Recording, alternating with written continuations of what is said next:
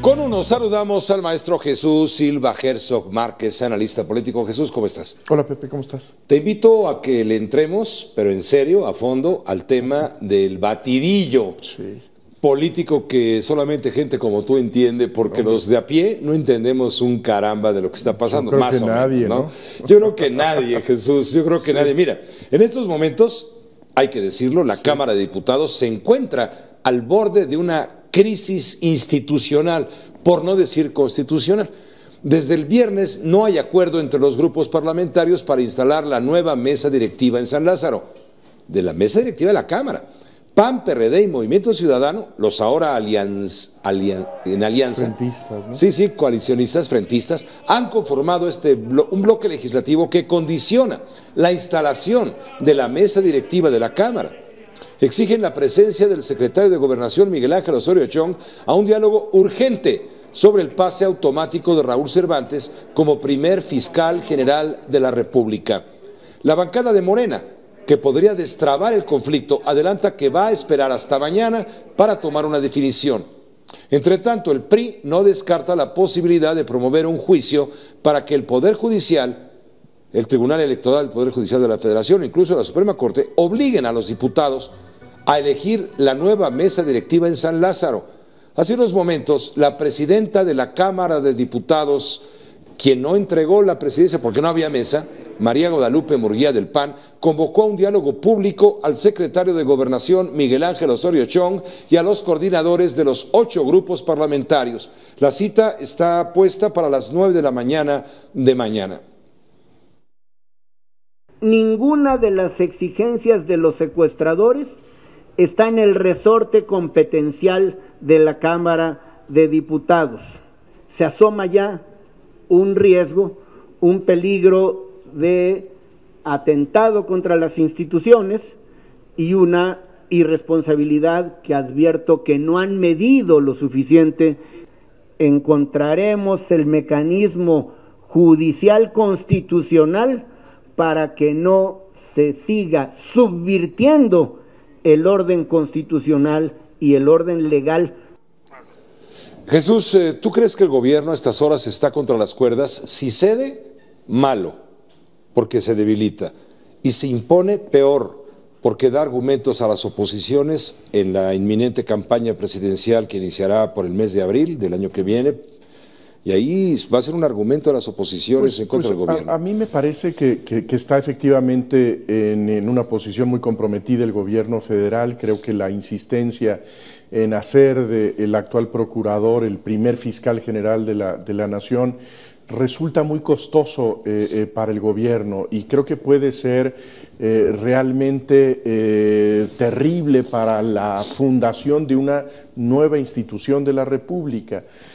Aparecería esta institución central de la legalidad mexicana con un deficiente de legitimidad que yo creo que pondría en riesgo sus competencias, sus responsabilidades. A mí me parece que en efecto podría perder el gobierno en términos de su concesión, pero la terquedad creo que sería mucho más costosa para el país, para el futuro de una institución que necesita elevarse por encima de estas rencillas que estamos viendo tan agitadas en estas últimas horas entre los partidos y entre las facciones de los partidos. Entonces, ¿tú crees que el gobierno debería dejar que sean los legisladores como poder distinto, uno de los 3 poderes, que resuelva su problema? Si ellos no llegan a un acuerdo, pues que no haya acuerdo y que se hunda institucionalmente la Cámara y que no prospere el análisis del presupuesto de ley de ingresos y la ley de ingresos y el presupuesto de egresos de la Federación, que tienen que presentarse el día 8, el plazo para que quede constituida la mesa tiene que ser al último minuto de mañana martes, al primer minuto del miércoles tiene que haber mesa, si no, mesa directiva. Si no, bueno, pues las comisiones van a tener acceso, desde luego, a la información, el presupuesto, lo que sea necesario, pero no pueden actuar de consenso. Es decir, no puede actuar la Cámara. Yo creo que hay muchas costuras que hacer en las próximas horas. Una tiene que ver con una sensibilidad del gobierno federal. A mí me parece que será muy importante la presencia del secretario de Gobernación por la mañana, de mañana martes, pero también creo que esto pasa por la crisis de los propios partidos políticos, que se está viendo reflejada en el funcionamiento de las instituciones parlamentarias. Los reportes que transmitías hace unos minutos, pues me parece que dan cuenta de cómo los partidos políticos están ya volcados al proceso sucesorio, están con una dinámica de rivalidades internas exacerbadas que dificultan enormemente el funcionamiento del Congreso mexicano.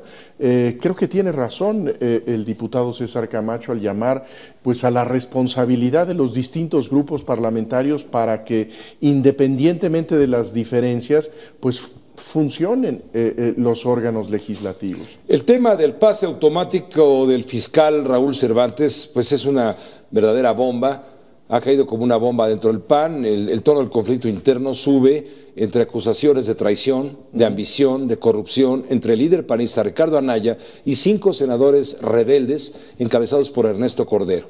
Desde la trinchera de Anaya acusan a Cordero de haber pactado con el PRI para darle la presidencia del Senado a cambio de apoyar la designación de Raúl Cervantes Andrade como primer fiscal de la nación. La bronca entre panistas crece cuando se toma en cuenta que también está en juego el control del partido, las bancadas en el Congreso y la candidatura a la presidencia de la República. El asunto del fiscal se remonta a 2014, cuando el Congreso aprobó la reforma política que contempla que el Procurador General de la República se convierta en automático en el fiscal general de la nación, el primero, y que el titular de la PGR ocupe el cargo por 9 años. El PAN explica en un comunicado que en ese momento se consideró un enorme avance dotar de autonomía constitucional a la Procuraduría y transformarla en una Fiscalía General. Sin embargo, dicen los panistas, no fue materia del debate el llamado pase automático. Y la dirigencia de Acción Nacional señala que el proceso legislativo permite rectificar. En ese sentido, piden a todos los grupos parlamentarios y muy especialmente a los del PAN para que se elimine el llamado pase automático de Raúl Cervantes y garantizar una fiscalía de veras autónoma, apartidista, independiente, etc. Los senadores rebeldes del PAN insisten en que no son traidores ni cómplices del PRI. Ante la posibilidad de ser expulsados, aseguran que se trata de una cortina de humo de Ricardo Anaya para desviar la atención por el supuesto enriquecimiento de su familia política. No hay ningún elemento para